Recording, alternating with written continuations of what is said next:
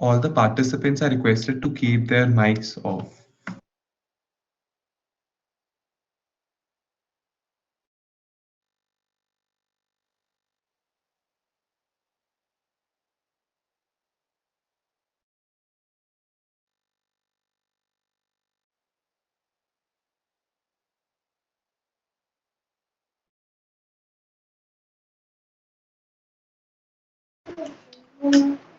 Good evening to everyone. Morning, sir. Sorry for being late. Actually, I'm in Kurukshetra University, and I was delivering a lecture here. So it was scheduled to be finished at 5:30, but somehow it took more time. So I sincerely regret for that.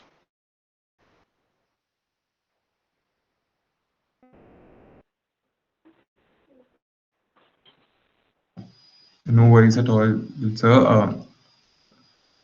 I think we are good to go now. Thank you so much. So, good evening, everyone. A warm welcome to this important and insightful webinar on cybercrime against women and young girls, brought to you by Naksh Foundation under its flagship initiative, Project CyberShield. I am Laksha Singh Samdal, a law student from Faculty of Law, Jamia Millia Islamia, and it's my privilege to be your host for this evening, along with my co-host, Ms. Yashika Agarwal from Symbiosis Law School, Noida. In today's digital world, cyber threats targeting women and young girls are alarmingly on the rise.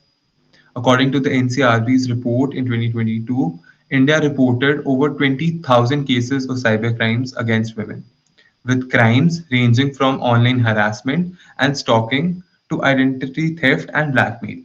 These numbers reflect a harsh reality that demands urgent attention.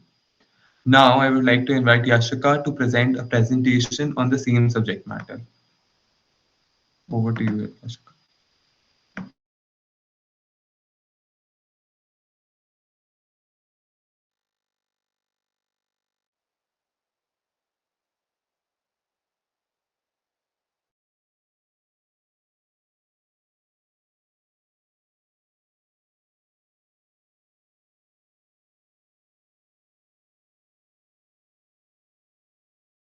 Thank you, Laksha, for that kind acknowledgement and introduction. I hope I'm audible to all of you and the screen is visible. Yes, ma'am. Thank you for reaction. So let's start with our presentation. I would like to give you the overview about what is cybercrimes, which are generally done against the women and girls.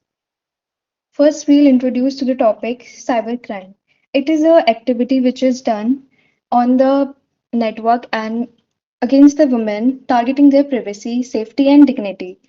As our technology advances, there's a need for these stringent laws, awareness, and preventive measures against these cybercrimes so that we can protect women and ensure their safety on their online platforms. I hope you all have heard about some of the common cybercrimes like hacking, which is unauthorized access to a computer system. Second, identity theft, which is misusing someone's personal information for your own personal gain. Third, phishing, which is to steal sensitive information through emails, messages, spams. Fourth, data breaches, which is leaking of the sensitive data of an individual at different sites. And the last, digital piracy, sharing of the copyrighted material illegally. But nowadays, there are some more evolving landscape in cybercrimes against women. So the first one, which is leading cases, is cyberbullying and online harassment. There, individuals try to do abusive online behavior like sending hateful messages, comments, threats, and public shaming. Secondly, is stalking and non-consensual surveillance. In this, the victim's online activity and location is tracked through digital tools. The third one is revenge porn and deepfakes. In the generation where AI is used a lot, there are also negative consequences where the individual create AI generated fake media and do unauthorized sharing of intimated images of victim. And the last is financial exploitation. In this, fraudulent schemes and data breaches are targeted to the woman's personal and professional finances. Because of all these cybercrimes, there leads to consequences in victims' life. They're not emotional. Some of them are emotional consequences, which leads to the psychological impact like trauma, stress. Because of harassment, cyber stalking, this can lead to anxiety, a great amount of depression, and also the loss of self-esteem. Because of this, individual also faces professional setbacks. There's a risk of career disruption due to leaking of sensitive information or harassment, where the woman may not feel comfortable at the workplace and it may affect her job performance or lead to some of the loss of opportunities due to her, which may avoid pursuing careers in public facing roles because of out of the fear of being targeted. Third is social repercussions. Because of cyber crimes, being the victim of such unauthorized activities, there is a cause of sharing of intimate images which may lead to tarnish her personal or professional reputation. This may lead to social stigma which she had faced due to societal judgment. And the last is social withdrawal. Because of such harassment at online platforms, women may avoid herself from social media or other online platforms, which may lead to isolate herself. So, for all of these, we have legal safeguards in our India. Yes, we do have cyber laws. So, the first is Information Technology Act 2000, IT Act. There are many sections which helps to fight against this cybercrime. Second is Indian Penal Code (IPC). Third, POSCO Act 2012. And the fourth is specialized cybercrime cells. In India, there are also cybercrime cells which are established, and a helpline number is given particularly for women, that is 1930, which may help them to reach out if they face any cybercrime against them. There are some landmark cases and judicial precedents, like Doe versus Roe case 2018, where the case was filed for non-consensual porn distribution. The second is United States versus Ravi 2012 case. It was a landmark case for cyberbullying and online harassment. The third is People versus Evans 2013 case. This case was filed and the severe penalties was filed upon the person for online fraud against the woman. We do have some prevention strategies which we could take care of from our side. So the first one is strengthening privacy settings. We could make our privacy on social media on its good controls and avoid sharing our personal information like location, contact details, which may help us to avoid cybercrimes against us. Second is be cautious with online interactions. You should avoid interacting with unknown individuals. Before clicking on any suspicious link, friend request, and attachment, you should be aware of them and avoid this spams and phishing. Third is you should prefer using a strong passwords and two-factor authentication and prevent the unauthorized access of any other person to give a good security to your data. Fourth is you should be aware and educate yourselves on cybersecurity. Regular awareness can help you identify and avoid potential risks effectively. Thank you. Hope you all will understand this, Sadak. Definitely, Yashika. Thank you so much for these insights. So, to discuss this topic in more details, we have two very distinguished guests with us, Dr. Meghraj sir and Advocate Puneet Bhasin ma'am. So, before inviting Dr. Meghraj sir, we also have with us Mr. Dinesh Chand Meena, who is the director of NAIC Mission Foundation and executive director of Project Saksham 3.0. So I would like to invite him to welcome our guest. So before that, giving a brief intro about Mr. Dineshan Meena. So Mr. Dineshan Meena is a passionate professional committed to driving social change through law and community initiatives. He co-founded NAIC Mission Foundation, which works for the upliftment of communities and promote social equality. And he also leads the DCM and Associates, that is a respectable Delhi-based law firm offering strategic legal solutions. And lastly, as a project executive director of Project Saksham 3.0, Mr. Dinesh is at the forefront of efforts to tackle key societal issues and his dedication to social justice and equality reflects his vision for a fairer and more inclusive society. Over to you, Dinesh. Thank you, Laksh. Good evening to all of you. Uh, मैं दिनेश चंद्र मीना नेक mission foundation और नक्श foundation की तरफ से आप सभी का आज के वेबिनार जिसका हमारा टॉपिक है digital dangers safeguarding women online, इसमें स्वागत करता हूं। विशेष धन्यवाद करता हूं मैं डॉक्टर मेघराज सर का, जो कि हमारे मेंटोर हैं, हमारी लॉ फैकल्टी से हैं, असिस्टेंट प्रोफेसर हैं लॉ सेंटर 1 में, जो ना केवल प्रोजेक्ट सक्षम में बल्कि हर एक इंडिविजुअल स्टूडेंट्स के लिए हमेशा तैयार रहते हैं। किसी भी मामले में उनकी पर्सनल प्रॉब्लम हो चाहे प्रोफेशनल दिक्कत हो, हमेशा तैयार रहते हैं। सर आपका मैं बहुत बहुत स्वागत करता हूं आज के इस वेबिनार में। इसके बाद एडवोकेट पुनीत बसिन सर, जो साइबर एक्सपर्ट हैं, जिनका कई सारी संस्थाओं में वो रिप्रेजेंटेटिव हैं, यूएन के साथ कुछ बॉडीज में भी सर जुड़े हुए हैं, उनका मैं स्वागत करता हूं। और स्पेशल धन्यवाद करता हूं मैं ऋषभ सर का, परमेश्वरी मैम का और पूरी साइबर शील्ड टीम का, जिन्होंने आज ये वेबिनार बड़े अच्छे तरीके से कंडक्ट करवाया है। देखिए डिजिटल डेंजर्स क्या है, मतलब जो टॉपिक रखा है सेफगार्डिंग वुमेन्स ऑनलाइन, ये बहुत जरूरी है। एक बार हम मेघराज सर से डिस्कस कर रहे थे, प्रोजेक्ट सक्षम 3.0 को लेकर चर्चा चल रही थी, तो सर ने साइबर को लेकर डिस्कस किया था, तो हमने बताया कि सर साइबर शील्ड हम लोगों ने शुरू किया है। हम लोग उसमें कई सारे वेबिनार, सेमिनार्स और अवेयरनेस वीक अवेयरनेस सेलिब्रेट करते रहते हैं। तो ऋषभ सर के गाइडेंस में हम लोग इसमें अनेक सेमिनार भी करवा रहे होते हैं, स्कूल्स में सेशंस भी करवा रहे होते हैं, और कहीं ना कहीं हम लोग जनरल पब्लिक के लिए काफी सारे एफर्ट हम डाल रहे होते हैं। बहुत सारे केसेज होते हैं जो ऋषभ सर के गाइडेंस में हम लोग उसको फाइल भी करवा रहे होते हैं, कहीं ना कहीं हम लोग डायरेक्टली उनसे टच में होते हैं। साइबर शील्ड प्रोजेक्ट की जो टीम है काफी डेडिकेटेड है, बहुत अच्छे तरीके से साइबर को लेकर हम लोग काम कर पा रहे हैं। आज का वेबिनार है, इसमें हम लोग कई सारे इश्यूज को देखेंगे, उसमें हम प्रैक्टिकल एस्पेक्ट्स को देखेंगे। मेघरा सर आपको बताएंगे practical aspects, theoretical aspects, advocate Puneet sir बताएंगे कि हम लोग किस तरीके से हमारी लाइफ में ये सब चीजें काम आएंगी। मैं ज्यादा लंबा नहीं रखूंगा मेरा आज का। मैं दोबारा सभी का धन्यवाद करता हूं कि आप लोग इसको अच्छे से अच्छे से सुनेंगे, आपके लिए कहीं ना कहीं इम्पैक्टफुल चीजें रहेंगी। आप आजकल सोशल मीडिया का जमाना है, लड़कियों के लिए काफी कुछ आपको इसमें देखने को मिलेगा इस सेशन में। Thank you so much. Thank you लक्ष्य।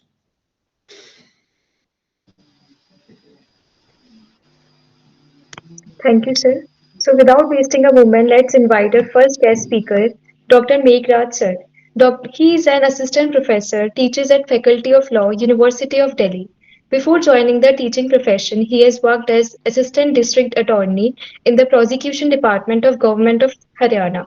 He has completed his LLB, LLM, and PhD from Faculty of Law, University of Delhi. He has written many research articles in various national and international journals.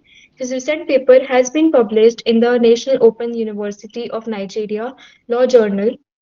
Dr. Raj has been invited to deliver lectures on media topics by various universities and colleges. He has presented more than 20 research papers in various international conferences. Recently, he presented his paper in the 4th International Youth Council Forum at United States Conference Center, Bangkok. He also worked as an expert at International Institute of Open School, Noida, for development of Question Bank. He is a member of various standing committees of University of Delhi. He has been awarded in 2003 as Visionary Education by the OBC Commission of Delhi Government. He was 2 times elected member of prestigious Academic Council of University of Delhi. His research areas are cyber laws, criminal laws, and environmental law. Dr. Also is a recipient of Lifetime Achievement Award by the Government of Delhi. Over to you, sir. Thank you very much, Yasika, for a beautiful introduction, and I'm very delighted to speak before esteemed, I say, advocates and other colleagues. And it's my privilege. I'm really thankful to the organizing team for providing me this opportunity. Because teacher, whenever find time, he feel happy. And that's the reason I left the earlier job. I was district attorney at government of Haryana in the prosecution department. So the part of the enforcement agency, but there we supposed to say only few things that favor our case, not otherwise. But here, as So an pardon me for FMC, interrupting. So, but there are certain issues in your voice. If possible, could you just make certain changes to the uh, same? is voice coming now? Now, Oh, am I audible now? yes, it's much better now. Thank you so Okay. much. Once again, I'm thankful to Jessica for introducing me, and I'm really thankful to the organizing team for providing me this opportunity where I can put my view on the cybercrime against the women. See, the crimes against the women are very rampant, and to understand the crime against women, we have to understand the psyche.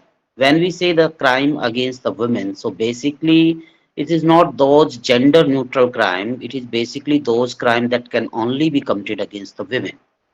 And Information Technology Act that was enacted in 2000, it's not the sole act that contain all the provisions related to crime against cybercrime against the women. There is the POXO Act. In the POXO Act also there is section 11 about the sexual harassment, section 13 about the using the children in the pornographic material. Similarly, there are section 67B in the Information Technology Act that talk about dissemination of the child pornographic material. So somehow the Information Technology Act is connected with other statute and the provisions, and that makes a complete framework related to protection of women from the cybercrime. One of the law is Protection of Children from the Sexual Offences Act 2002, then the Sexual Harassment of Women at Workplace Prevention Prohibition Redressal Act, Indecent Representation of Women Act. Then, because IPC was replaced earlier, presenter has put the provisions of the IPC. Now we have BNS. So in the BNS also we have the provisions like the section 77 voyeurism or stalking. There the cyber stalking also discussed.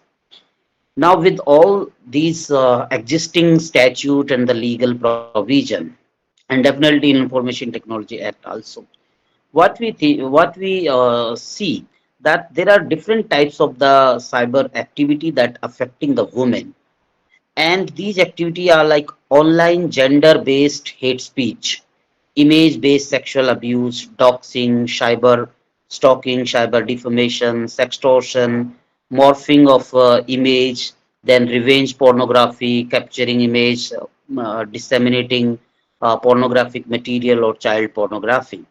But all these, the issues now aggravated by coming of generative AI, the deep fakes.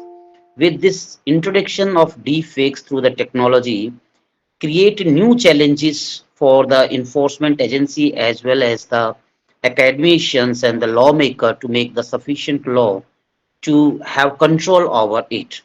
The very famous case that came before the society and that shaken the conscience of the society is the Rasmika Mandana case, where the image of Rasmika Mandana was morphed with some video, and it was shown that like she was doing it.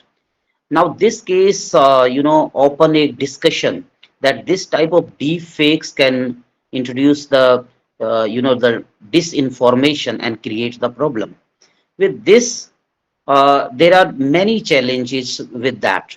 Like first, we talk about the sexual harassment, whether it is in the BNS where the sexual harassment is defined, or in the POXO Act where the sexual harassment is defined, or it is in the POS, protection of women from sexual harassment. The definition part or section 2 and define that what is the sexual harassment. There it is that showing the the pornography against the will, it is there. But what about when the woman picture is taken and with the generative AI, with the deepfakes, it created into a pornographic material? Will it not amount to the sexual harassment? Definitely, the definition is insufficient, And there is dire need to change in this definition, where making the pornographic material or indecent material by using picture of any woman should also be considered as a sexual harassment. The second thing, the women aware about this, that during the COVID, the women and even we also aware that many women face uh, you know the harassment and lewd videos, songs, sometimes indecent sending, receiving pictures or pornographic material, because during the COVID period, most of the activities are through the online. So in that way, when we are, or like in Delhi, when sometime we take the classes on online platform, or some offices that do the work on different online platform, work from home. In that situation, the sexual harassment of women at workplace that define what is workplace is, you know, insufficient. The workplace should also include the virtual workplace also. Similarly, like we make the WhatsApp group for dissemination of information, and in that WhatsApp group, if the sexual harassment started, or suppose in an online meeting the harassment started, will it amount to the sexual harassment at workplace?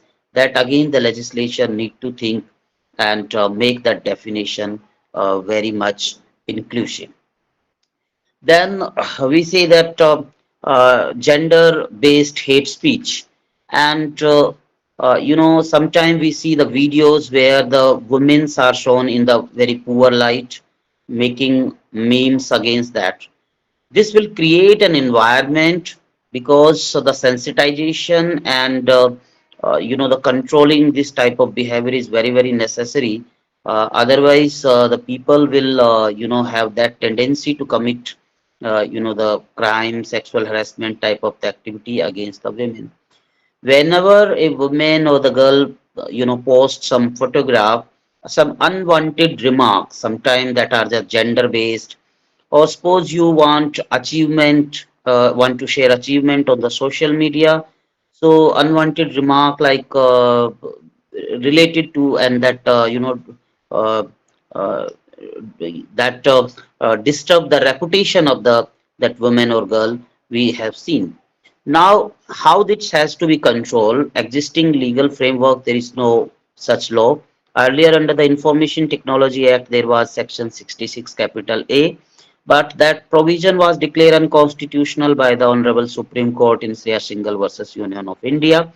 And the court said that it's not completely unconstitutional, but we are declaring it completely unconstitutional, and lawmaker can make some other provisions, because as a cardinal principle of criminal law, when an activity has to be made punishable, it should be clearly defined. But the legislature has not taken care of that, and there is no such provision. And that's why the gender-based hate speech is growing, manifold on the different media. Now there is, cyber stalking. Whenever you post something, some person is monitoring you, etc. The cyber stalking is in the BNS. It is very well, made punishable and defined in the section 78. The second part of section 78 talk about the cyber stalking, where monitoring the use by a woman by internet, email, etc. It is clear, but this definition should also be, enhanced, and some clear words should be introduced here, so that clearly define the domain of the cyber stalking. The provision in the Information Technology Act, like Section 66E, that talk about the punishment for violation of the privacy. It says whoever capture the private parts, that mean any activity that woman seems to be in the private and does not want to disclose. But if you see our legislative framework, if husband disseminates such information, or capturing or dissemination of information is punishable under section 66E of the Information Technology, and nowhere it is mentioned that the husband will will be exempted. But if you see the framework under the rape law, there is the exemption to the husband. And when for the major offense, husband is exempted, that when husband has the sexual intercourse without the consent, sexual activity. And now the sexual activity even cover, inserting any object into the vagina, anus, etc., or even the anal sex, oral sex, etc. So when this type of the activity are excluded, and the husband will not be responsible. So even the husband disseminate some nude picture taken by him of his wife on the social platform, that will damage the reputation and image of the woman. How that can be punishable? That is another big questions. Then obscene material. With respect to the obscenity, Section 67 of the Information Technology Act deals with. And with obscene material also, we see that on the social platform, whenever you scroll, you will find many material that are obscene. But it is very, very difficult to control that, because Section 79 of the Information Technology Act provides somehow exemption to the intermediary. There is no such intermediary exemption. There is a safe harbor rule, but the intermediary interpret it like they are exempted it. And it's very difficult, because sometimes these intermediary, like the Facebook, this Instagram, they have their server room and offices in the different countries. So even under the information technology law, the new rules related to intermediaries then are very clear, but then it's very difficult to implement them also. So with all these my critical analysis related to the provisions that we have and what shortcoming these provisions has, with respect to that I have covered. And once again I am thankful to the whole organizing team, Minaji, Yashika, and Rishabh, for giving me this opportunity. I was very, very busy, but because Rishabh has called me that you have to be present, sir, so I could not, deny that. So thank you very much.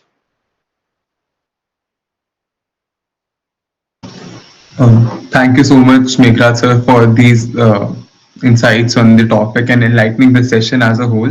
Your insights indeed were very eye-opening for all of us. Uh, just a second.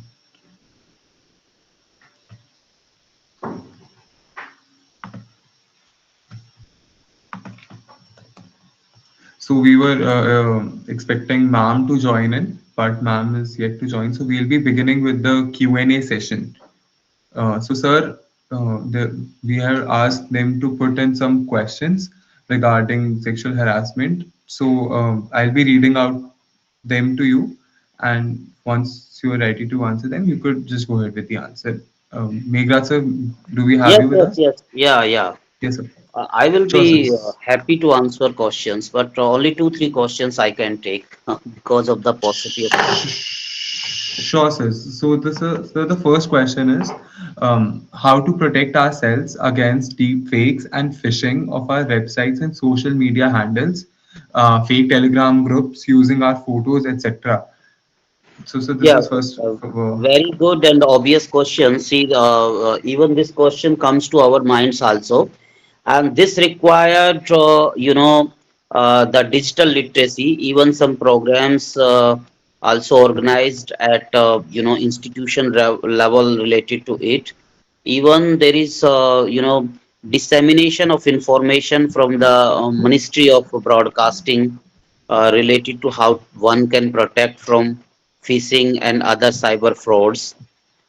And also you can, when we all are competent enough to watch the video, so we can also watch the video. There are some technical arrangement how to put the password, what password is strong at the technology level. There are some um, you can say protection we can take, you know. And so those protection is that putting the password very strong, that cannot be taken. Password can must not be only single word, it must be a simple sentence, that type of the thing. But few things that I wanted to share with every one of you. These are the some, you can say, uh, suggestions from my point.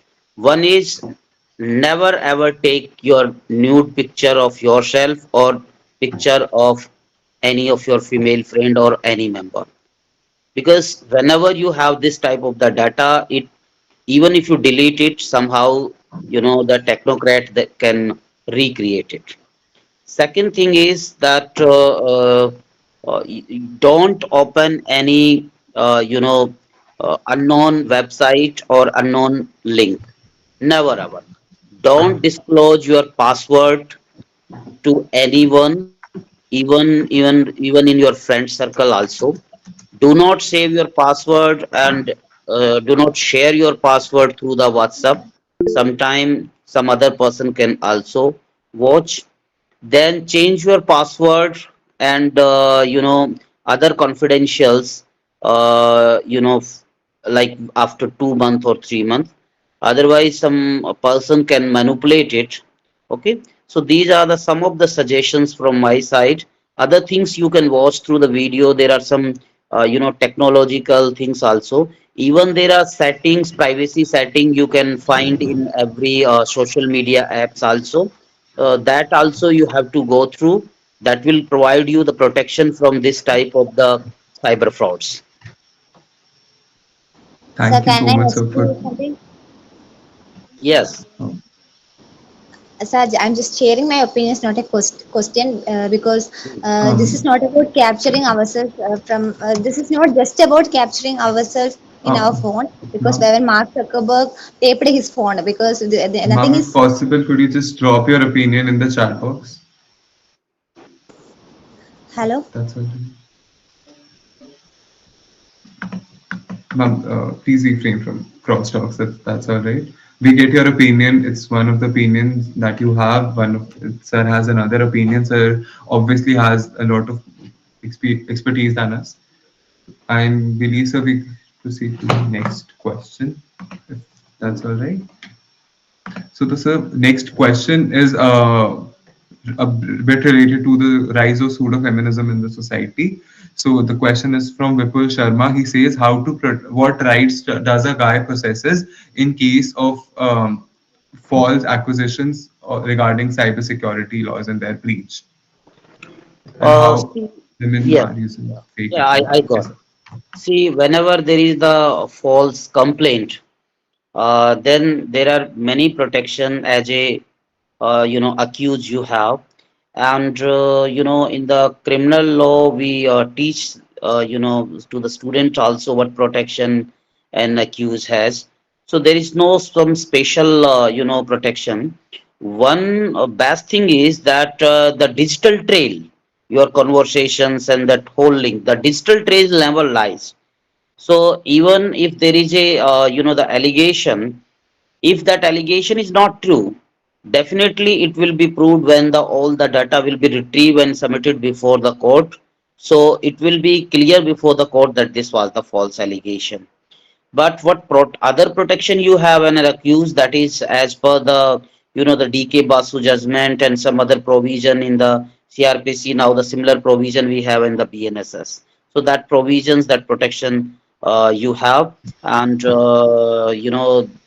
Rishabh is the lawyer. He can better tell you that what other protections and rights you have during the interrogation, right to inform when you are arrested, etc. Okay.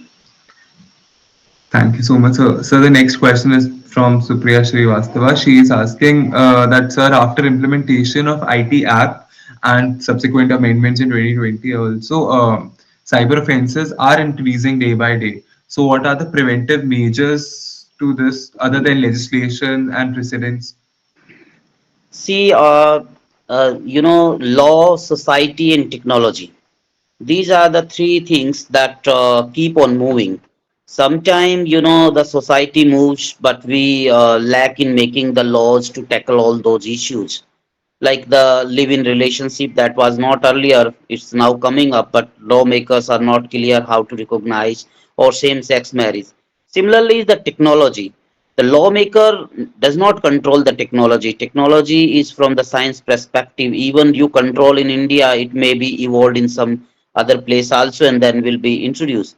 So what we can do that we have to change our legal framework, but before having the deliberation with the technocrat that how one particular thing has to be controlled and what are the the issues related to that, then connecting that thing with the rights of the woman, like every woman has the right to reputation, right to dignity, right to equality, etc. So whatever rights given there, if somehow these rights are infringed by the technological means or some other means, then definitely we need that how to check them, how to control them, and if even after control they have been done, then what punishment should be provided to them. So as a law student of law, we must discuss about that what legal framework and legal remedies must be available to the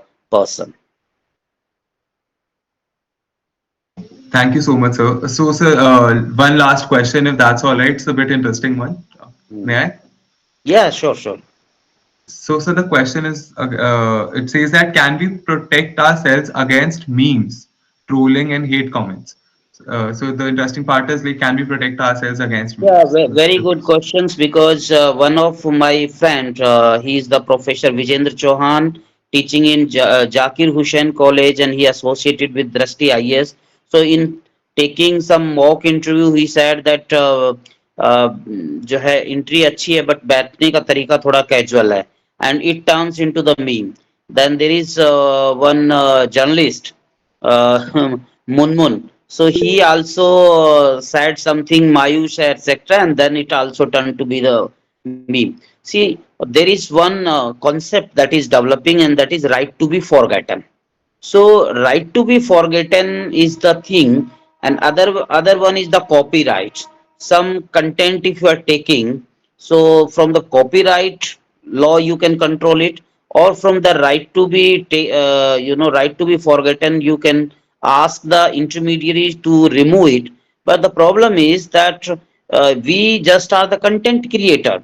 The main platform is the intermediaries, the social media, and when something is already saved someone, so it's very difficult for even court to give the direction to remove all those contents. So as such there is no such direct method, only using the copyright and right to be forgotten, somehow you can get the remedy, but that is also not sufficient with respect to the memes. Thank you so much, sir, for your close insights. So, with this, we come to the end of the first session of the Q&A session, which we will be having. We'll be trying to accommodate the rest of the questions with our second speaker we have with us. So now let's invite a second guest speaker of the day, that is Advocate Puneet Bhasin ma'am. Ma'am is an internationally recognized expert in cyber law, data protection, and privacy, celebrated as a pioneer in India's cyber law domain.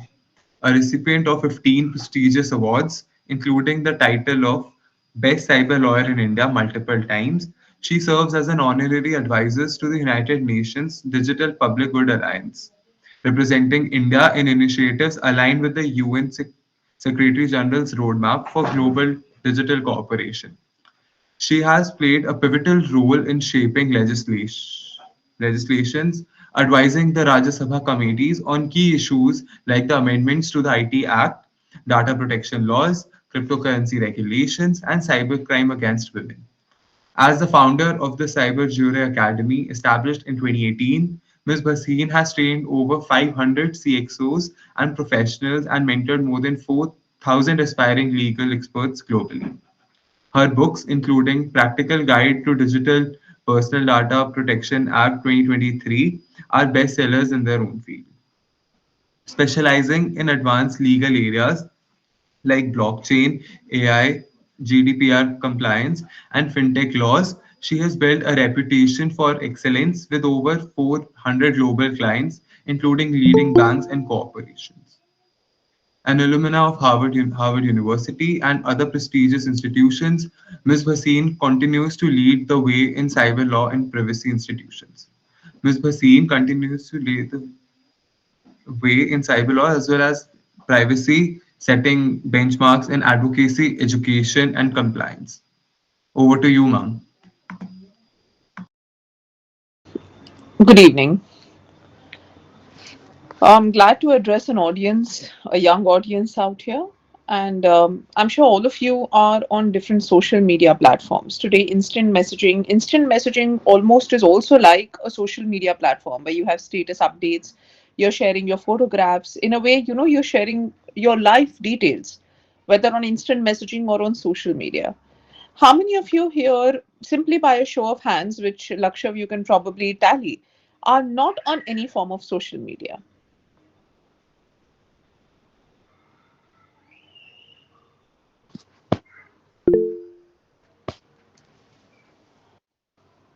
Anybody?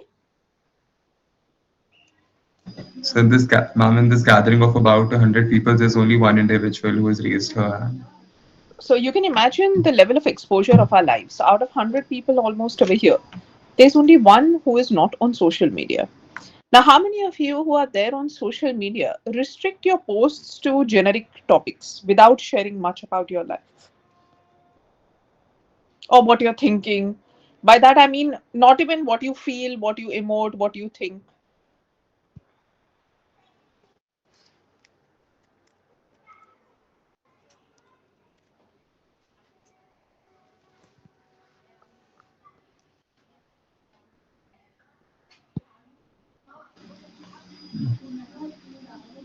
Roughly 25% of the audience. 25% of the audience. And how many of you simply keep scrolling other people's profiles and watching whatever is going on in their lives?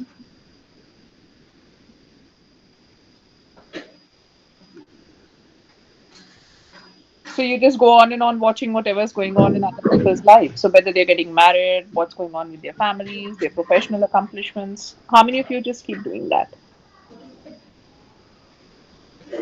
So I could say maybe 15 to 20 out of 100, 20%. which is about a Yes, 20% of the 20%. audience. So what exactly is the concept of being a silent spectator? In a way, you are stalking other people's profiles.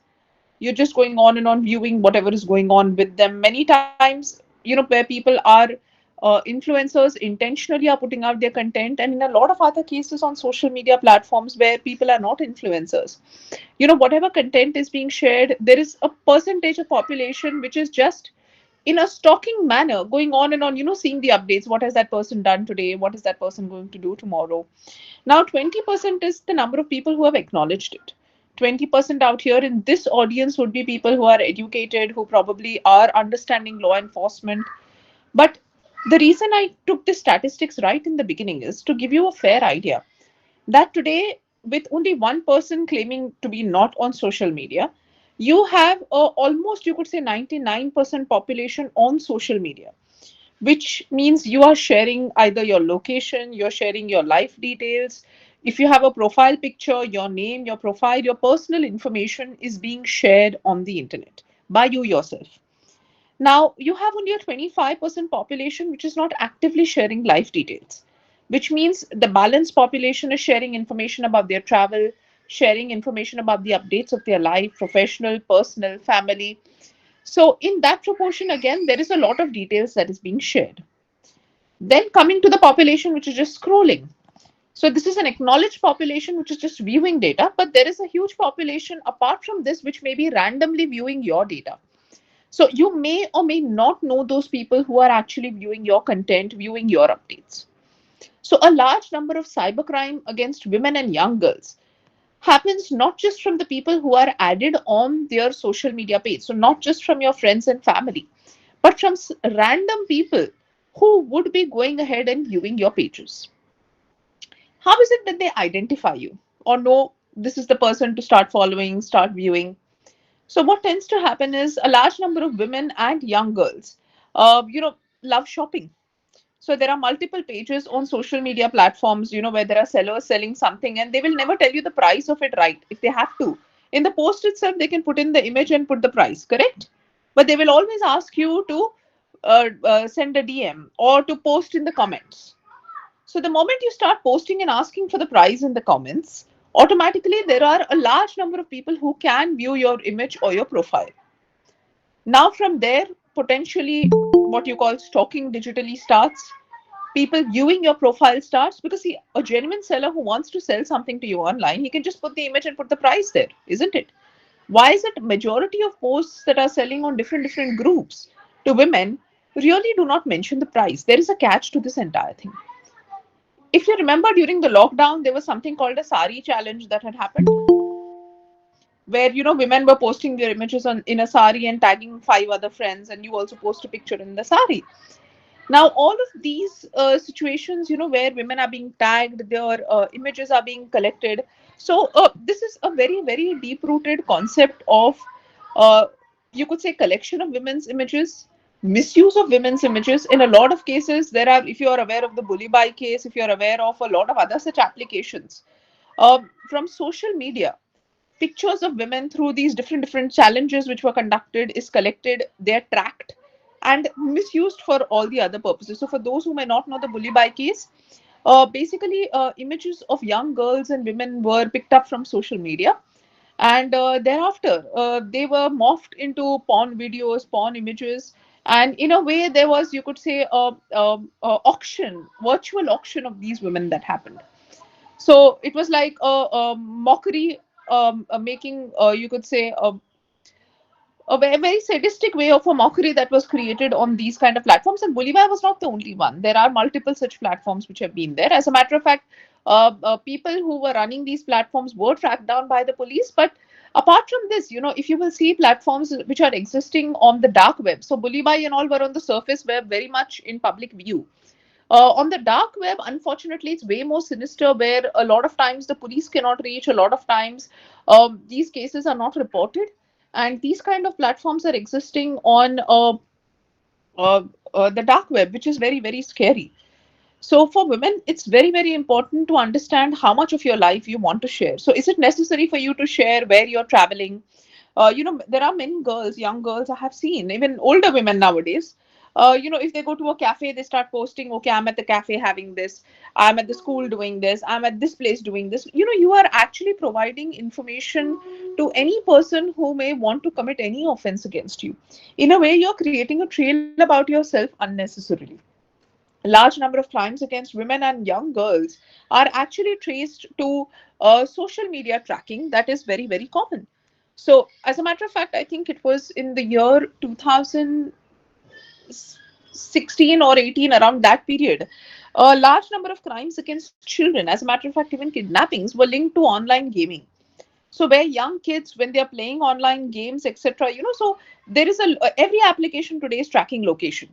So in a way, there was a way of tracking all the children who are playing these different games and apps.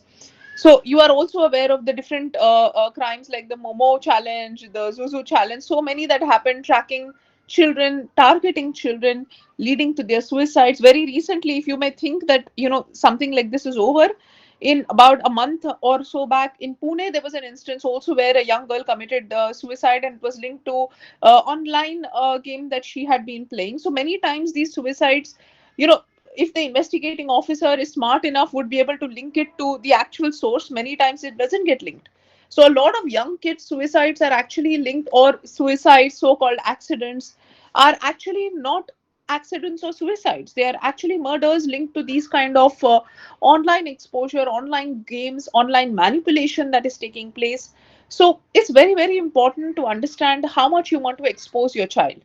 So whether it may be online games, whether it may be YouTube, my thing would be below the age of 18.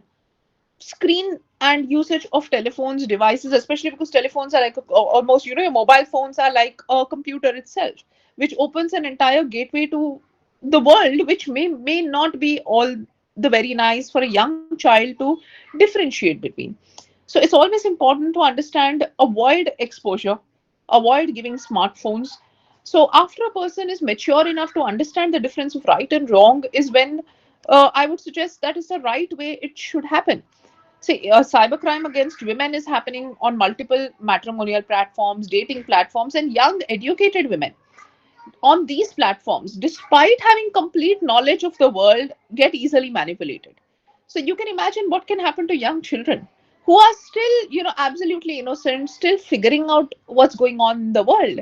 So the exposure of the internet should be absolutely restricted. I understand a lot of schools are having, it's considered a more modern school if they have a more exposure to the internet at this point of time. But my personal opinion would be the internet should be used by young children, especially without supervision in the form of mobile phones or any other devices, laptops, only when they are capable of understanding who is right, who is wrong, understanding the world consists of different kinds of people, how to identify those people, how to identify how to stay safe. It's only in that situation and maturity that a young child should be handed over a device connected to the internet. One other thing which is very, very crucial I would like to highlight is that, young women and children should especially refrain from sharing too much about their lives. So nowadays, if you see, a lot of parents also have Instagram pages for their children, Facebook pages, where they're sharing a lot of content about, what children are doing online. My child went to school on this day, first day of school, first day of this, first food, first this, first that, so many things. Now, this leads to not just, as I mentioned to you, your children being tracked, traced, but also, exposure in a very negative way. So, which I have also referred to many times prior, is what is called the Ren effect. So, what is the Ren effect? So, there was a lady with the surname Ren who had you could say, a social media profile for her young daughter. Young daughter was around 2, 3 years old. You can Google and you can read about this also. From when the big kid was very, very small, she used to post pictures, videos, cute child videos of her daughter. She was very happy doing that. However, she had never, bothered much about the comments. After some years, some friends started pointing out to her that, maybe you should read the comments. So the kid must be around 3 years, 2 years. So she started seeing comments, in commenting on the child in a sexual fashion. Comments, a large number of comments, not just like one or two off comments. That's when it suddenly struck her that, the audience to what you are posting may not be that decent. Many times they could be pedophiles, many times they could be people with some of the other form of perversions. And that's exactly what she coined as the Ren effect, because suddenly it struck her as to what she had exposed her child to for such a duration without ever realizing. The child is very innocent. She doesn't understand what's going on. But as a mother, she also never realized that, what she was exposing her very young child to. Literal outraging of the modesty of a child that she was exposing her to. So it's very important for young people to understand, some of you who may have kids, some of you who will get married further and have children. Restrict. I'm not saying this is just for young girls. Even young boys, it's the same. Don't think, imagine and think that, this only happens with young girls. Unfortunately, the world is full of pedophiles who target young boys also. So it's very important for you to understand that, whether it's a little girl child or a boy child, it's exactly the same. Child sexual abuse, online or physically, is equivalent for both genders.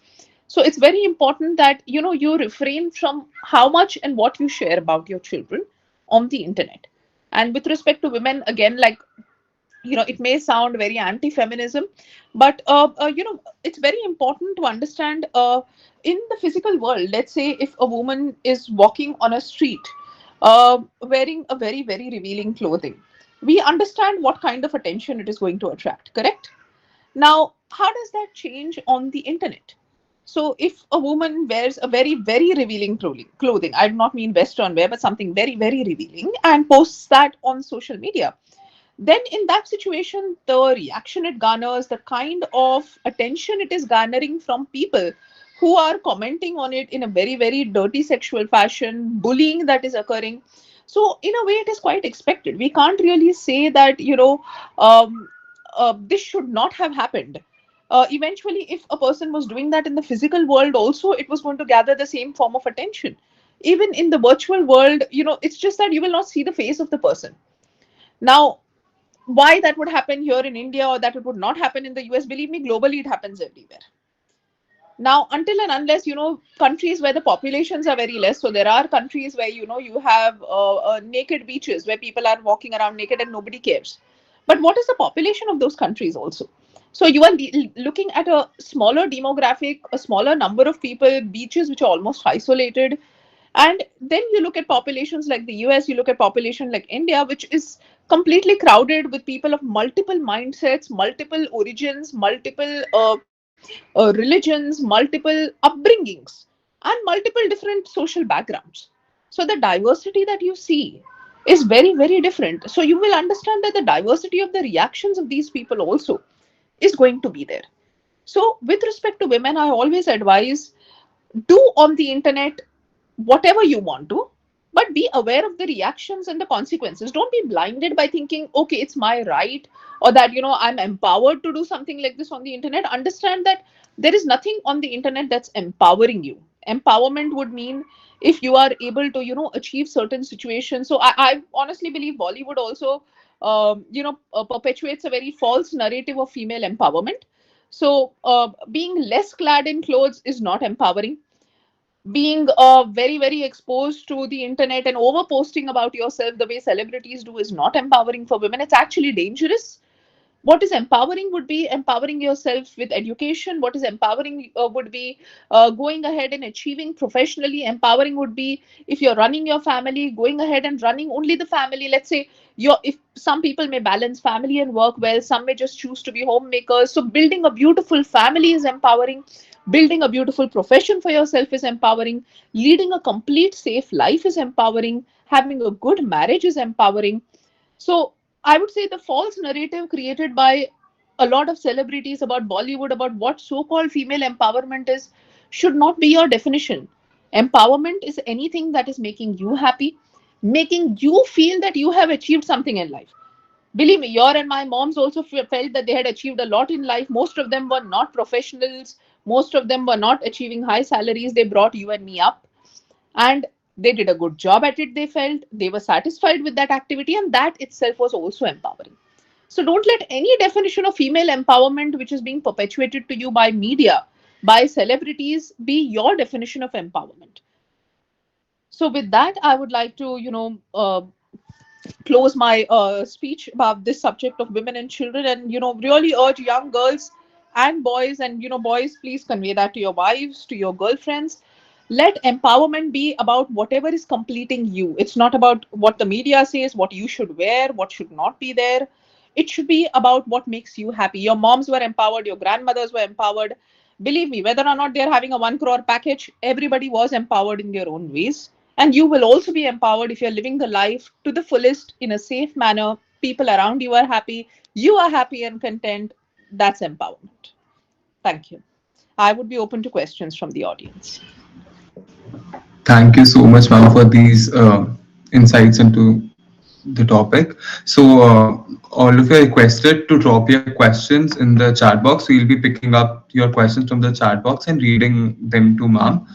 So, ma'am, the first question which we have received in the Google Forms, which was spread before, it goes like, what role can education and awareness campaigns play in empowering women and individuals to recognize, prevent, and report cybercrime? This is the first question. Can you just repeat the question, please? Sure, ma'am. It goes like, what role can education and awareness campaigns play in empowering women and individuals to recognize, prevent, and report cybercrimes? I think it plays the biggest role. So the reason as what even I'm talking about this subject to young girls and young women over here, education on these subjects is very, very important, especially because young minds get influenced by what they hear in the media, what they see celebrities doing, without understanding, who an ideal role model should or may be. Eventually, what is the concept of celebrities over the years has changed a lot. So there was a point of time, maybe at the time of independence, Sarojini Naidu was a celebrity, celebrated for an accomplishment, celebrated for something. You had Annie Besant, who was a celebrity. So today, when you talk about the whole concept of celebrity stature, there are influencers posting videos on the internet, dancing. They are also celebrities. Today, you have people acting who are celebrities. Many times, people who are actually doing work for society, people, take an example of our President Draupadi Murmu. She had done a large amount of work for the grassroots level, and she was never a celebrity. Nobody really knew of her till a particular phase of her political career. So, a large number of people who are doing genuine work are never going to be celebrities or role models. So, I would say education about who should be your role model is very important first. Apart from that, yes, with respect to crimes that are occurring on the internet, what to share, how to share, it's something, you should educate yourself about, educate people around you about, so that people are safe in the process. Knowledge always spreads. So the more you create awareness, it's going to spread and help more people around you. Thank you so much, ma'am. Yashika, please go ahead with the next question. Thank you, ma'am, for answering this. We have some other question. So the first, secondly, what steps can women take to ensure their online privacy while still maintaining an active social media and presence, and what traits of might they need to consider? Well, you can't maintain adequate privacy with active social media. That's the first thing. These two don't go along. I will simply give you a insight. In the last year, if you know, there was a case against WhatsApp, and WhatsApp had acknowledged that also. So, wherein a person had realized that when he was sleeping also, his mic was switching on. So basically, the WhatsApp mic was on recording. Why is the mic on when in the application, when he's not even talking, he's sleeping in the night? And now WhatsApp at that time had acknowledged this to be a technical glitch. So you can understand that if you are on social media, there is no privacy in a way, or instant messaging, there is no privacy. Obviously, if anything is being provided to you for free, you are the product. You are being sold. So your data is being collected. Whatever you say, whatever you do, whatever you share, you are being profiled. You are the product. So the moment you are on social media, and privacy, instant messaging and privacy, these two don't go along until and unless these platforms completely develop that level of privacy. But believe me, if they develop that level of privacy, they will not be able to engage users also. So you will not be interested in those platforms. So giving you an example, BlackBerry had very, very secure features, did not allow a large number of applications which had dubious origins to operate. And what happened? People preferred Android, which is completely open source. Anybody posts, and a lot of regulation and apps is not there. So eventually, it's like, if there is going to be absolute privacy in social media and instant messaging, it'll be boring for all the youngsters. They will really not want to utilize those platforms. So you can't blame the businesses. You can't blame, it's left to your discretion how much and how you want to utilize these platforms. Thank you so much, Yes, ma'am. ma'am. I'm moving with the next question. It goes like, what measures can be taken when someone creates a fake social media account of a female using their name and picture? Well, you can report it to the grievance officer of the social media platform. If he does not take action, you can take it to the next level on the same platform. If still nothing happens, I would suggest you should always approach the police. And if that also doesn't work, then yes, you will have to move by a writ for takedown of the account. Thank you so much, ma'am. We are shortlisting more questions. So we have received one question from Karan. She asked like, girls have right to wear what they want to, but modesty should be maintained. If they wear short clothes, they say we'll wear what we want. So how is it okay? See, that's exactly what I had explained. The reason is the concept of empowerment, which is being perpetuated in the media and on OTT, on television. Your role models are showing you that empowerment means this XYZ situation of women. However, honestly, empowerment, in my opinion, or empowerment as what it existed for women many years back, would have a very different definition. So it depends upon what you consider as empowerment. As I explained earlier, also, your moms would have been in a salwar kameez, in a sari, and were very empowered. Everybody doesn't have to be in a bikini to prove empowerment. See, but the media portrays that they are earning money with that. You have movies earning money with that. You have platforms earning money with that. Because see, if they are not able to sell you an image that this is how you should be, then that's how there is for actresses. There's a certain image they're building their profile, right? If they're going to be like the common person, the common girl next door, everybody is wearing the same outfits, nothing that is shocking or scandalizing to you or something you want to replicate, then how does that, really make them come in the limelight? So eventually, it depends upon the young individuals to understand what role models they want to follow. See, following them for entertainment is fine. Following them as role models for your life is quite another. Thank you so much, ma'am, for this answer as well. So I'm moving further. There's this question from YouTube chat box. It goes like, ma'am, what's your opinion on social media prohibition in Australia for those under 16 years of age? I think that's really good, and I think it should happen in almost every country. That, as I explained right in the beginning of my talk, also, that the maturity to actually handle the internet should be there, which honestly below 16 or 18 years of age is not there. Thank you so much, ma'am. Next question, Yashika, please.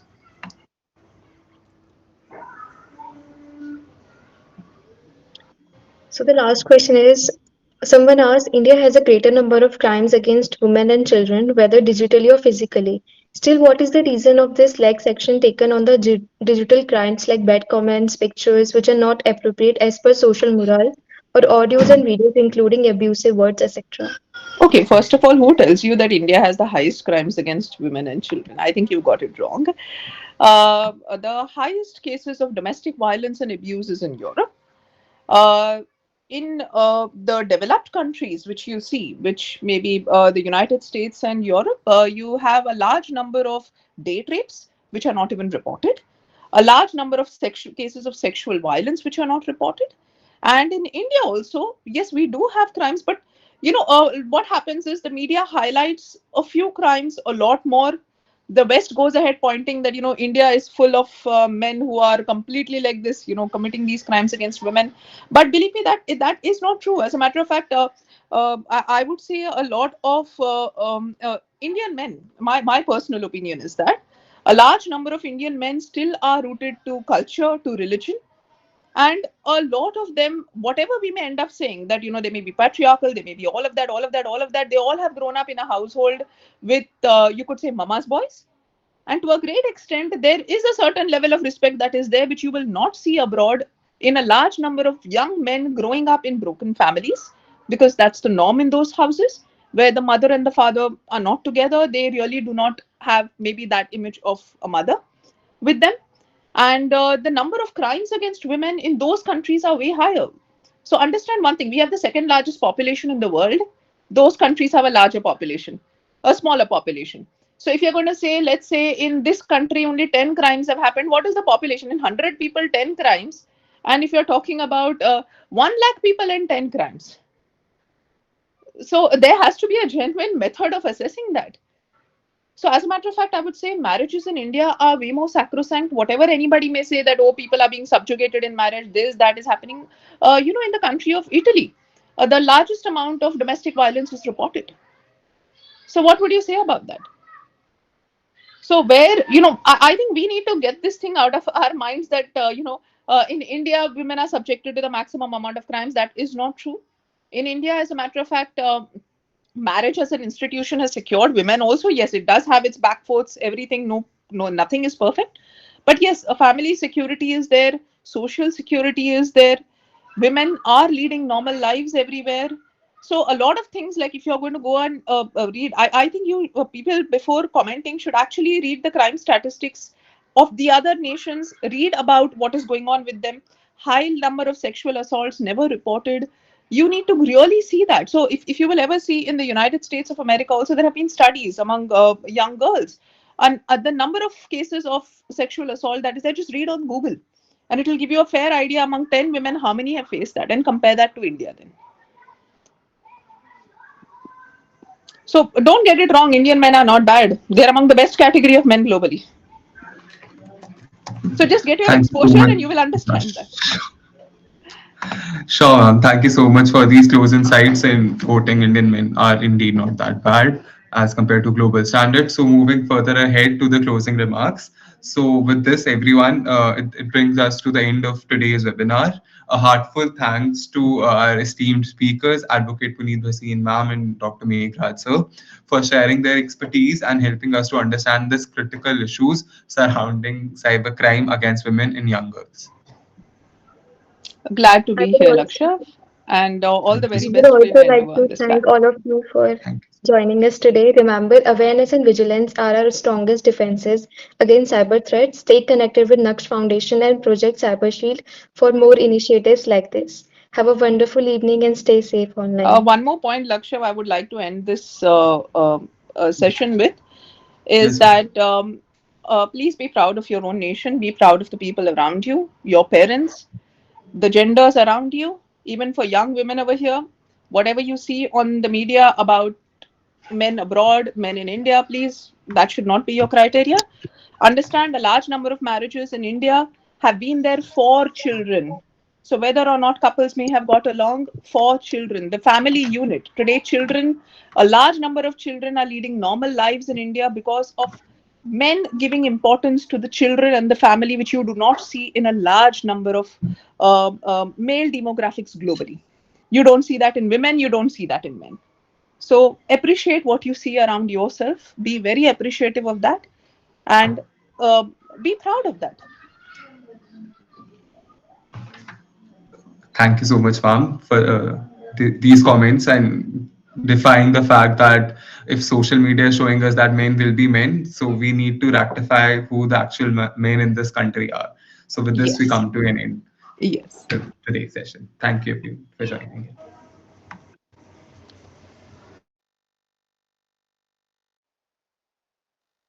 Thank you, everyone. The feedback form would be provided. Kindly fill that within 20 minutes. And guys, make sure that you fill the form within 20 minutes, and I am putting it in the chat box also. So all those who have joined here can fill the feedback from the chat box, and those friends of yours who have joined through our YouTube live can fill it there only. 20 minutes only.